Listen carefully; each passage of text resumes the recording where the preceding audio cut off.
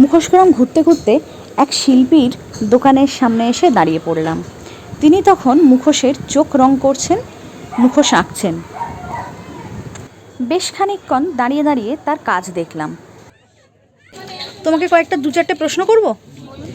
এই যে রঙগুলো এত চকচকে কেন গো? কি মেশাও রঙে?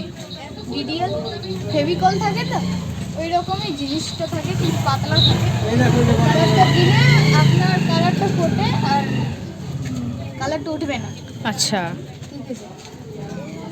আমি প্রত্যেকটা কালারই ভীষণ মানে চকচকে আর খুব খুলছে তোমাদের মানে।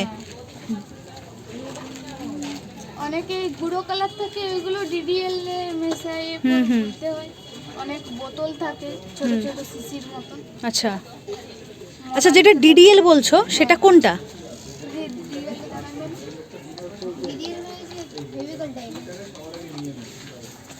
আচ্ছা আচ্ছা আচ্ছা, মানে যে কোনো কালারে এটা মিশিয়ে তুমি রং করো? কালারটা উঠবে না। আচ্ছা আচ্ছা। আপনারা দেখলেন কিছুক্ষণ আগেই আমি এক ক্ষুদে শিল্পীর সাথে কথাবার্তা বলছিলাম। তো বেশ কিছু ইনফরমেশনও আমি এই শিল্পীর কাছ থেকে পাই এবং তা পুরোটাই আপনাদের সামনে তুলে ধরলাম।